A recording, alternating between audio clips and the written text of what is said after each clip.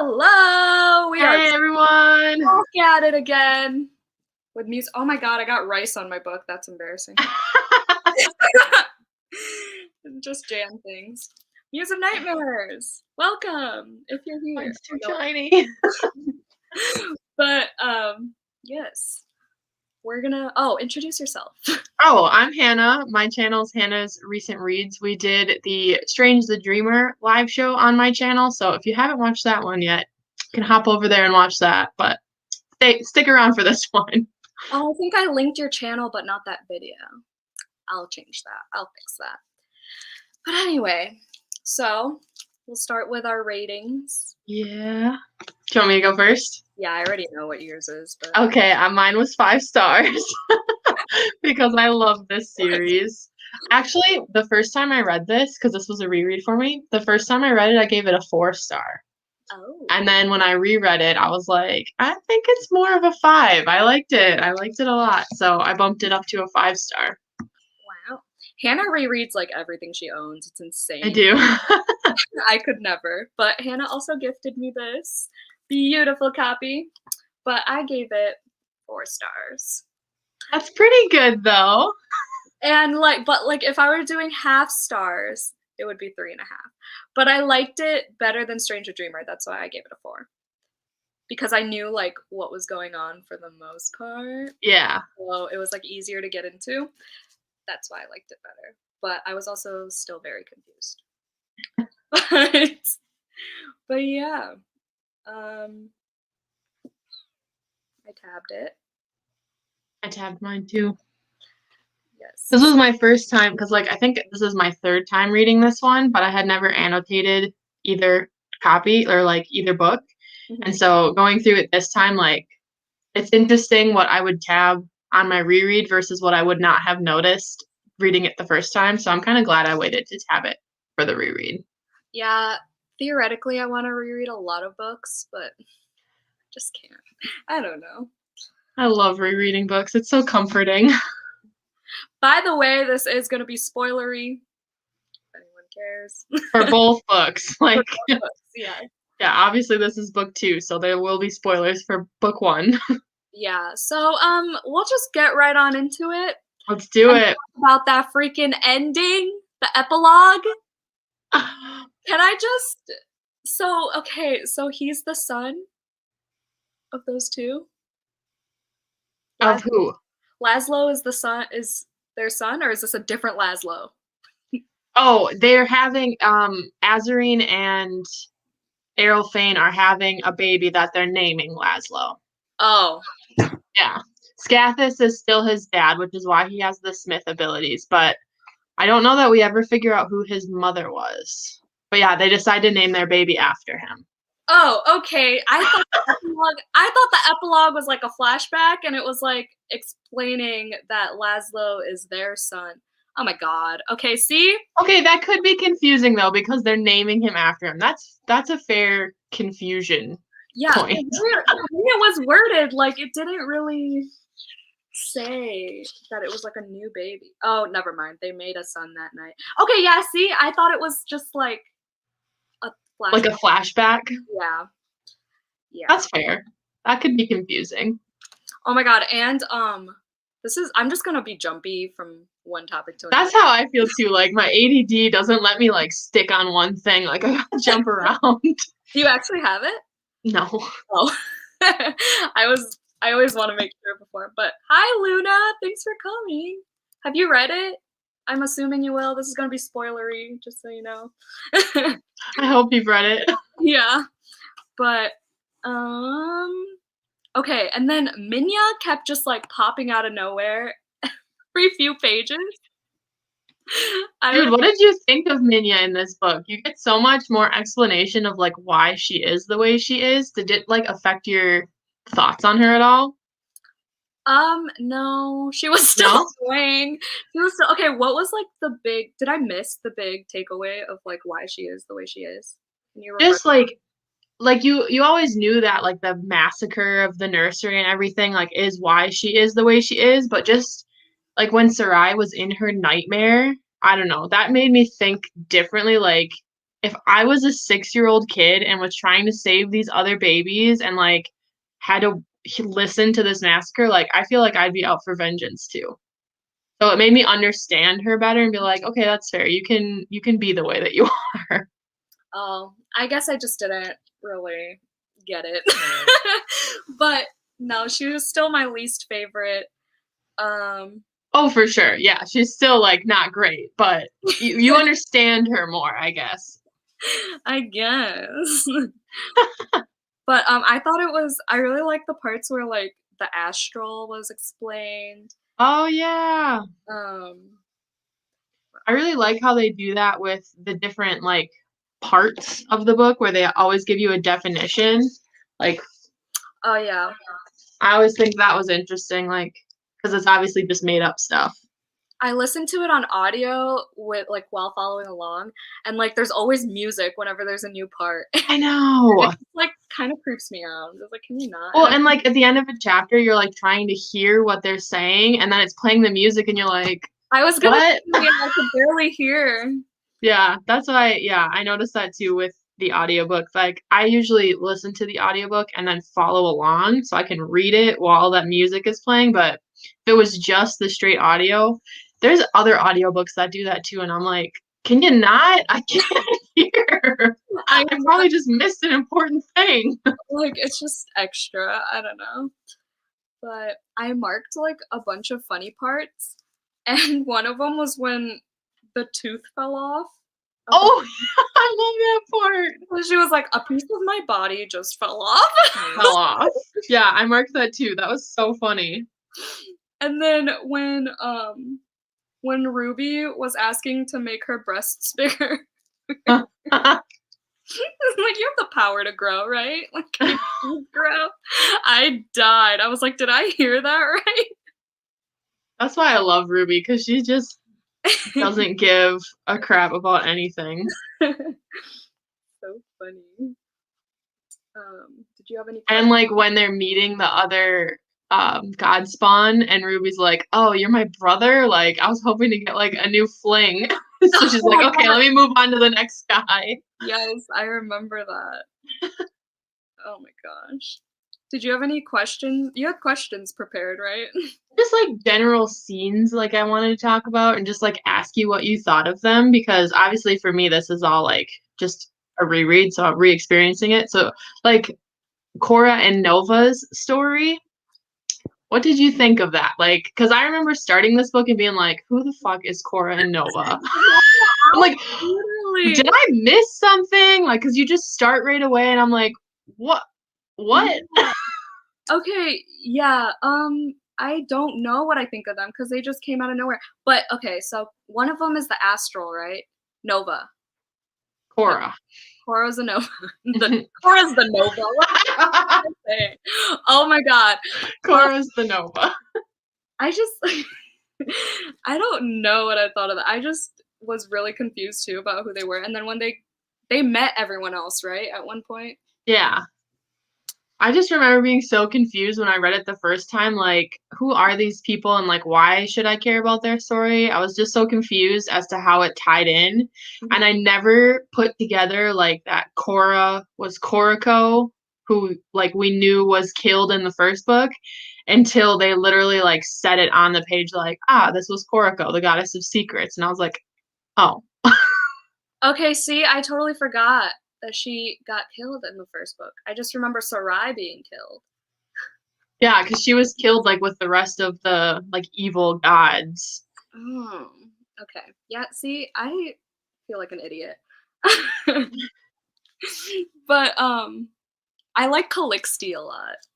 I love Calixte! Love She's her. so funny. I like her name, and then, like, when we found out that her power is, like, with spiders, the way Sarai Yeah, Moss, I was like, "Whoa." I just liked learning about their powers. That was my favorite part about, um, yeah. this duology, was learning their powers. I also think it's interesting that they could like, the Godspawn, if they didn't touch Mezarthium, they could look like humans and just have no powers, so if they really wanted to be humans, they could just do that. and just Yeah. not touch Mesarthium. Or like you could be a human and not realize that you have powers until you touch this like random metal. I thought that was an interesting concept. Like, because usually in fantasy, it's like the power is a part of you, you know? But with this, like, you have to be touching this specific metal in order to have it. I thought that was cool. Okay, like that's what I had a question about. Like I knew they had to like touch it and like they what was it called? Evanesced or whatever Hmm. when they lost the powers. But how are they constantly touching it? Was it in the Citadel? Or Yeah, so like the Citadel was completely made of that metal, and like they were always barefoot, so they were always touching that metal. oh, I So that's why they always stayed blue and always had their powers. And like at that part where like Nova like drops them off into Weep and they aren't touching it anymore, they start like skin starts to change yeah. and they start to like lose their little bit of powers because they're not touching it. Mhm. And the Citadel, okay, there was this one the barefoot part is what I missed. But when the Citadel started freaking moving, I was like, what is going on? Yeah, because that's like Laszlo's power is that he can control that metal, so he can create anything he wants. Oh, okay. So like I thought that was interesting too because like Rassalas or however you say that, Mhm. like that creature that he flies on is literally made of this metal, but is still able to fly. Like I thought that was yeah, weird because I'm like, I'm just picturing this giant metal object. Like how is that able to fly? How is gravity not taking it down? Oh my god, that reminds me of that one ro robotic dog movie. I forgot what it Axel. Have you I've seen never heard that? of that. Oh my god, it's such a good movie. Sorry, that just reminded me of but it's Axel, like AXL, and it's just like you, like, feel for this robotic dog. I don't know, okay. Never mind. I Side wish I knew what you were talking about. you gotta look it up after this. Yeah, I will. But, what else you got for me? Let's see. What else did I want to talk about? I had Oh, we already talked about Minya. Did you have any favorite quotes in this book? I feel yeah, like I had less than I did in Strange the Dreamer. yes. I like they're marked in orange, some of them. So on 328, the sentence that goes, "There comes a certain point with a hope or a dream when you either give it up or give up everything else. And if you choose the dream, if you keep on going, then you can never quit because it's all you are." That's a good one. I didn't even tab that. That's a good quote. And then I have on page 483, "Once upon a time there was a silence that dreamed of becoming a song, and then I found you, and now everything is music." And I I'd have that one too. That was my favorite quote of the whole book because I think that's just the cutest. was like, oh, and I tabbed the part where it said calligraphy like honey again. Oh my god, I know. As soon as I read that part, I'm like, Jan's gonna barf. uh, Also, like towards the end on page 507, where Suhaila is saying, wishes don't just come true. They're only the target you paint around what you want. You still have to hit the bullseye yourself. I yeah, love that. I marked that one too. And then on 511, I marked, "They lost themselves in each other, the very same place they had each been found." That was That cute. one's sweet. And then I guess I have a lot. Ah, On 280, I tabbed, "Their shames were different, but their fear was the same of seeing rejection in the other's eyes." I guess it's not like a favorite quote. I was just like, whoa, you know? yeah. There's one I have like that where it's not like an awesome quote, but it just like hit you extra. Mhm. Like where I have one where Nova was talking about like trying to find her sister, and it said, she always had her reasons, some of them better than others, and they knew what this moment meant to her. Only everything. Only Cora, only the missing half of her very soul. Oh, yes. That I chapter like that one. that chapter was called Only Everything, right? Yeah, I'm pretty I sure. think. Yeah. Yeah. I love the chapter names, like, being part of, like, with the chapters. I was like, "How is she coming up with all these creative ass names?" And then I realized that it's, like, literally verbatim in the From yeah. I'm always too like you once you notice that and you read the chapter title, like, okay, so the next chapter is called Dead Was the Wrong Answer. Like, okay, how is that gonna work itself into this chapter? Like, what are we talking about here? Yeah. What's the tea? Yeah, and I'm, like, looking for it as it goes. Yeah. And then once it is, you're like, "Oh, chapter title drop." Roll credits. Um, Also, I completely forgot that you find out what the name of the city is in this book. oh, yeah, wasn't it there's a V in it, right? I just don't remember. Amezru. Missouri. Oh, that was, like yeah, I think I highlighted that part. Yeah, I completely forgot about that. So when I was rereading it, I was like, "Oh, the name of the city." Yeah, if you didn't tell me about that whole, like, she ate the name or whatever from the last book, I definitely wouldn't have been as shook. That's a crazy power, though, to have, to just be able to erase something completely from someone's mind. Yeah. It reminds me of The Memory Police, that book where you're like Oh, I haven't read that, but I've read, like, the premise. yeah, That's a crazy idea to explore. yeah, I haven't read it either, but it's I don't know, it's a translated work, so I'm kinda scared Yeah. that I won't, like, actually understand it, but I haven't read a lot of, like, translated works. yeah, same. Should probably fix that. I feel like that would be a good one because I find the, like, concept so interesting. Yeah. A Cat from Paperback Dreams always makes me wanna pick up translated works. Um, Um, there's a what's her name? Kate File. She reads, Murakami. mm, I don't know how to pronounce his first name, but she's, like, read a ton of his books, and I distinctly remember being in a Barnes& and Noble, like, years ago, and there was this guy that picked up a Murakami and was just trying to convince this random stranger in the aisle to read it, and I, like, stood there, like, not staring, but, like, constantly, like, trying to overhear their conversation, just being so creepy because he was, like, getting so animated. I was like, "Oh my god, it does this, and it's so awesome," and I love it when people geek out over books, so I was just standing there like it was so funny, and I distinctly remember it was the 1Q84 book, which is like oh, I've heard of it, yeah. yeah, it's like a not a retelling, but kind of like it's supposed to be similar to 1984 by George Orwell, Mhm. but it's written by Murakami, and so, like, I don't know. He's the one That who se wrote he's the one who wrote, Hachi, the dog, right? I have no idea. Like husky? Murakami. I don't know. I don't know. I just, like, distinctly like, if I pick up a Murakami, I wanna pick up 1Q84 specifically because that guy was, like, freaking out about it in the store. And I was just standing there, like, watching him freak out about it, like, he's like, "Oh my god, you need to read this book." It's like, Oh god. "Okay."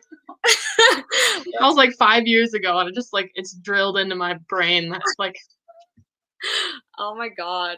Xavier literally makes friends, like, everywhere, and I just, like at Half Price Books, I hear him talking, and I'm like, "Who is he talking to?" And he's literally talking business with this random guy at in the business section, and I was like, "Oh, you made a friend. Of course you did." But yeah, they, like, exchanged numbers and everything, and I was like, "What the heck?" I was gone for 5 minutes. that's crazy. I could never do that. I just, like, randomly watch people like a big creep. Oh my god, I was vlogging in my car today while Xavier was getting Chipotle, and the guy next to us or parked next to us, apparently he was, like, a security dude because he was at Chipotle too, and Xavier was like, "Yeah, he was security," and he was peeking into my car watching me vlog, and I was like, "Are you done? It's That's not a weird. gun, it's a camera, relax." I would just instantly put it away and be like, "What? I'm not doing anything weird. Nothing." Well, I had to pretend that I couldn't see him, so I was, like, looking out the window, but watching him from my periphery. Yeah. That's super weird. I would be like, "Can I help you?" Excuse me. You've never seen a vlogger before. But anyway, Anyway, back reverting to the topic. um, what else is there? Oh, I Wait, okay, so can we talk about that whole, like, lip biting thing where Laszlo's lip came off or something? Like, what happened there? yeah. Oh my god, okay, so this is another part where it's like, "Alright, Minya, you can back off here because like she controls Sarai's ghost. Oh yeah, so that's what was happening. That's what happened. Like she Okay. just kind of took over Sarai's body and like made her bite Laszlo till he bled. I marked that part as funny because she was like, or no, internal dialogue of Laszlo was like, he just happened to have lips, not to mention the significant anatomical feature that set him apart in this small tribe of girls. I was like, I don't remember that. what is That's a that? little cringe. Oh no, it was feral, not Laszlo. Oh, But I just could not. I don't know, but the romantic parts were still kind of cringy, but not as bad as Stranger Dreamer, in my opinion. I feel like they're pretty the same. I like them though, so I know you do. but I also like okay, I also totally obviously ship Aerophane and Azarine because they have this like tortured, tragic past.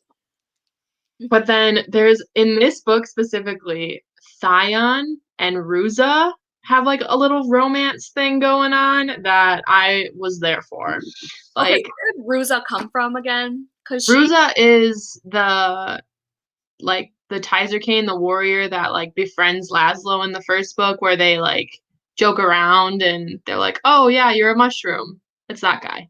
Oh! Oh, it's a guy! Yeah. Okay. Okay.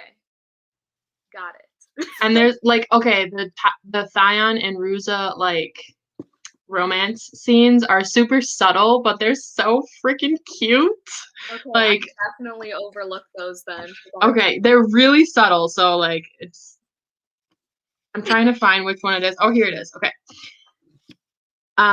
So they're talking about like how pretty Thyon is. Mhm. And I think this is after like they do something like with the library where he like gets blisters or something on his hand and they're like, "Oh yeah, well you're too pretty to actually ever do any real work." And he's talking about like how he was well aware of his own perfection. His eyebrows were natural. Thank you very much. And he keeps going on and on and on.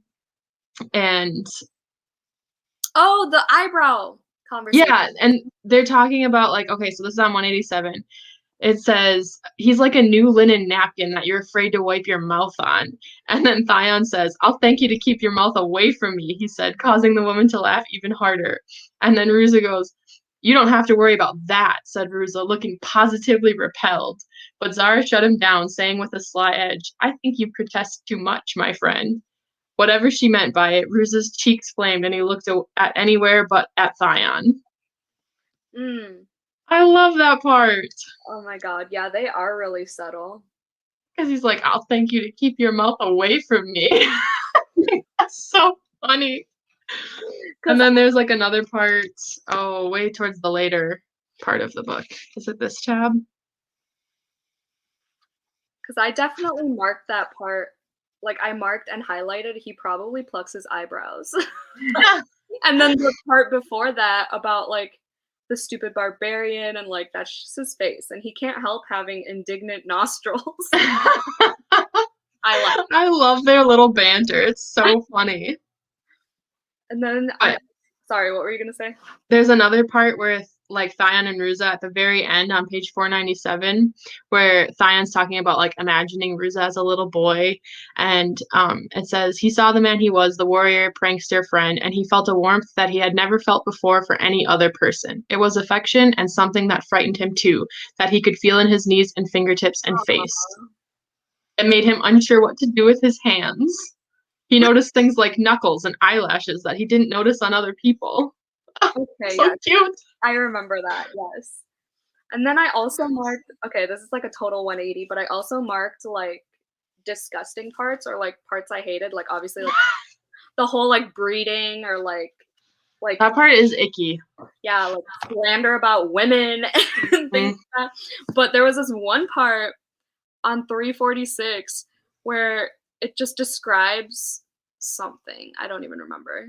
But it's like it was like stroking the pelt of a magnificent animal, soft, sun-warmed, a marvel of creation, to find it crawling with maggots, its glassy eyes rolling as it was devoured from beneath. Blech! Yeah. And then that one part where it was talking about like plucking an eyeball or something, and I was like, oh my god, that is vivid. Oh, I found it. Oh, Don't take too long, Les Ellen told him. She wore an eye patch. The eye she'd had there had been lazy. Isagal hadn't cared for it, and so had plucked it out with her fingers. yeah. Just reminded me of Lucian. This series also, speaking of Isagal and like how terrible the breeding and everything, I think this duology did a good job of like showing both sides, I guess. Like in a war or in any kind of feud or anything like that, there's always two sides. And obviously, Errolfane, like the gods were like raping and torturing this city for decades. And so he just like slaughtered them all, even the children, which like when you think like killing children, that's pretty freaking brutal. But like after all of the trauma that they've gone through, you can understand it. But then also showing like the god spawn and how just because they're the children of these horrible people doesn't mean that they're also going to be horrible. Mhm. I don't know. That's maybe a little too deep, but I thought like the parallels between those were pretty cool. Like, I think Taylor did a good job of showing that just because you were born from someone evil doesn't mean that you yourself have to be evil. I guess is what I'm trying to say. That is really deep. I was like mesmerized by your like little rant. I was like, okay, and I got feels a little bit. But speaking of like little subtle things, are the Easter eggs that you told me about for A Daughter of Smoke and Bone, are those spoilers? Or can you They're not. I was trying to think of that because I kind of wanted. I have it written down. Talk about Daughter of Smoke and Bone Easter eggs because I don't want to spoil that series for you since you haven't read it. But I feel like the Easter eggs are just enough that you're like, I know that that's from Daughter of Smoke and Bone, but it doesn't like spoil the story. Did she write those before this? Yeah. Oh, okay, that makes sense. Are there like the same characters or what? So it's more of just like a acknowledgement that that world exists. I Oh, think I tabbed it with green. oh, I see what you mean. They straight up name the world that Daughter of Smoke and Bone is set in. Because at the end, when they're talking about like out of thousands of worlds, of course there would be dragons or something like that. Like they're talking about how Oh, you can like tear a hole in the sky and travel to other worlds, and so they straight up name the world that Daughter of Smoke and Bone is set in. But now I can't find it. I remember that part where it was like, like I would think there'd be dragons. Oh, I did highlight a Mezru. Wow, love myself sometimes. And then like, okay, I don't have it anymore, but this part, I don't know if this is in your book. I feel like it should have to be. Oh yes, yes. You like have to figure out what this is with this little like key. And I figured out what it was, and I can't remember what it said, but I think it's got something to do with like the other worlds. Oh my god, that looks like a headache and a half. It took me a really long time. You And I remember them? what? You solved all of these? Yeah, it took a long time. Are they different? The ones on the front, the ones on the back, or are they the I same? think so, yeah. Oh my gosh. Yeah, they are different. Wow. I remember them talking about it like they were describing it like it looks like dishes lined up and stuff like that, or like Yeah. I'm plates. trying to find the spots where it talks about other worlds. Oh, okay. There's on page 327, Mhm. it talks about those seraphim who escaped into the neighbor world Eretz managed to hold the portal closed, and they held it to this day. Eretz is the name of the world that's in Daughter of Smoke and Bone. That's so cool. And like it talks about like a bold young queen in the distant world was even now training a legion of angels and chimera to battle the darkness and hopefully destroy it. Mhm. Um, like Seraphim and Chimera are like basically what the Daughter of Smoke and Bone trilogy is about. Oh, wow.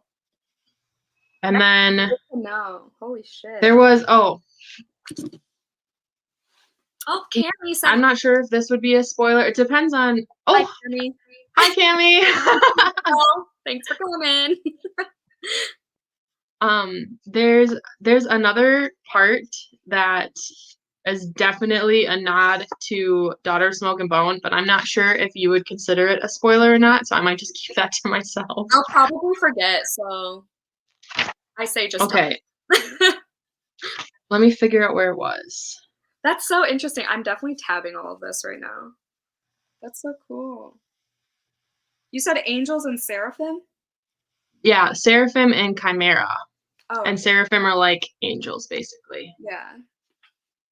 Cool. Okay, so where they're talking about like, oh, out of thousands of world, it would be stranger if there weren't dragons. Mhm. There's that part right at the very, very end of 511 where it says, I wonder, sir, I muse, blah, blah, blah. What do you wonder? Of all the gods found out there in all the worlds with all their gifts, might there be one who, I don't know, she talks, someone who could make bodies for souls who need them?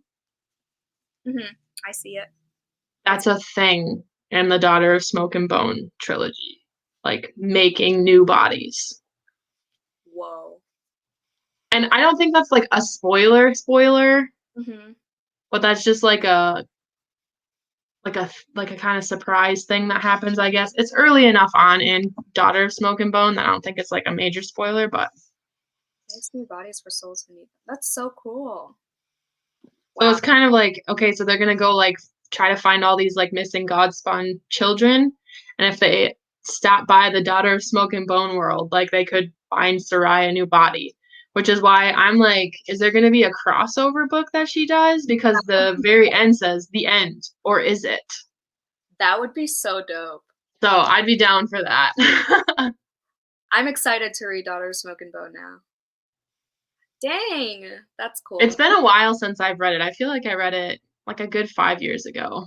Do you think I would like it more than this, or is it less or more confusing?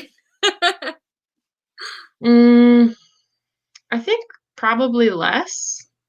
Okay. It's been a while since I've read it. Because it like I feel like the thing that threw me off for this duology is like the whole dream aspect. Like it's not Yeah, even that it's a whole different world. It's just that like the whole like jumping like dreams and nightmares. yeah, what's reality and what's in a dream? Yeah. I was like, this is some Inception shit that I can't handle right now. Yeah. I But feel like there might be some things that are a little confusing. I don't know. I just it's been such a long time since I've read it. I'd have to reread them, which I very well may do now. I have a weird feeling that I would like it a lot. I have like the pretty paperbacks, so maybe that'll help. I think you would like it. I think you would like it. Because it's like what got me was like the art student in Prague, and I was like, ooh. Yeah, that's pretty. Yeah. And like Fallen Angels. I read Hush Hush. I love that series. I love the concept of Fallen Angels. So I I love that didn't even know it was series. a series. I've only read Hush Hush. Oh, there's 4 books. Oh my god. I feel like because I read Hush Hush, I think like my junior year of college or something. So I feel like I definitely would have liked it more in high school. I remember Yeah. like cringing a lot, but Yep. it was still good. It was still good. The ending, I remember the ending. There was like some gymnasium scene. Whoa, I said that really weirdly. Gymnasium scene There you go. where everyone was like attacking each other. But anyway, Yeah, that I definitely read it when I was in high school and I was obsessed you read the whole with Patch. you read the whole series? Oh yeah. Have you read the Fallen series by Liz Yeah. Hay? I read the first Yeah. one again, and then I tried watching the series, and I was like, meh. I haven't watched the series. I read all the books and I really like them. I feel like if I tried to reread them though, I would not like them because I feel like a lot of the books I liked in high school, I would not like now. That's Like the book. Twilight, for instance. I just recently reread it and I was like, Oh, That's So bad. Fallen is the book that reminds me or that I thought of when I saw The Haunting of Bryn Wilder for the first time. I was like, their covers are really similar, I feel They like, are similar. but yeah. Yeah. Alright, well, do you have any more questions? I think that's all. I think we covered pretty much everything I wanted to talk about. Alright, that was good.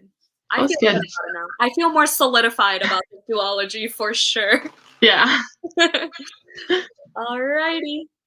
Thanks for joining me Thanks everyone for coming. and buddy reading with me. This was fun. We'll Yeah. definitely be buddy reading more. We're gonna buddy read from Blood and Ash with Sarah from Sarah Shelves, and we will have a live show on my channel, I believe. Did we I decide think on so. that? I Okay, think it's gonna be on your I can't remember now. on April 3rd. Don't know the time yet. To be announced. Yeah, so follow Jan and me and Yeah. Sarah's Shelves on Instagram so you can see all the updates for that too. Yes. Alrighty. We will be going now. Bye. Bye.